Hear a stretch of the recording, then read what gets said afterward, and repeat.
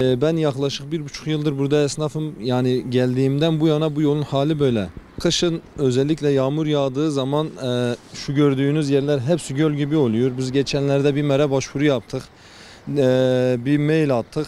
İşte yolla alakalı görselleri de gönderdik. Onlar da Büyükşehir Belediyesi'ne sorunu valiliğe ilettiler. Valilik Büyükşehir Belediyesi'ne iletti.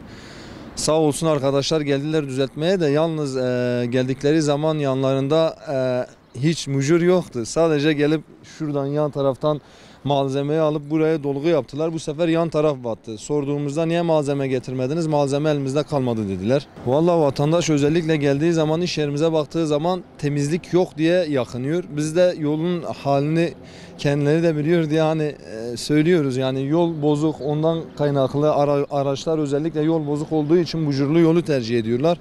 Bundan kaynaklı kimse balkonuna elbise dahi seremiyor. Her gün balkonunu yıkayan vatandaşlar var.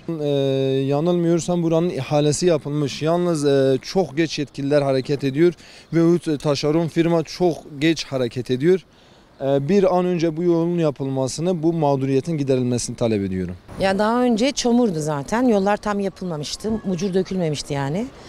Mucur dökmüşler ama şimdi kışın bayağı bir göl şeklinde göl oluşuyor burada. Hani iş yerimize gelip gitme sıkıntısı yaşıyoruz. Tabii müşteri kaybı da oluyor. Yazında tozlu dumanı belediye su dök çalışması yapıyor ama boş. Yani yolun yapılması lazım. Yani bir an önce buranın yapılmasını. Tek sıkıntımız yol sıkıntımız. Kaldırım sorunumuz var. Zaten yollar yapılırsa kaldırım da büyük ihtimalle yapılacaktır.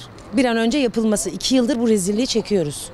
Ve esnaf olarak sıkıntı yaşıyoruz tabii ki. Biz 3 senedir buradayız abi. 3 sene boyunca bu rezilliği çekiyoruz. Yazın tozdan dolayı biz dükkandan bir rahat edemiyoruz.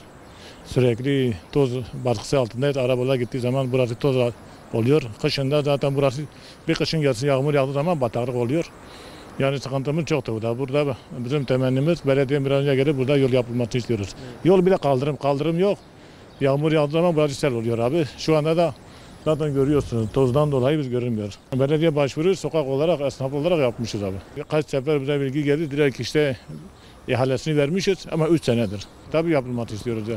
Biz şu anda esnaf olarak bir de sakinler olarak da rahatsızdır. Esnaf olarak zaten şu anda iş yapamıyoruz.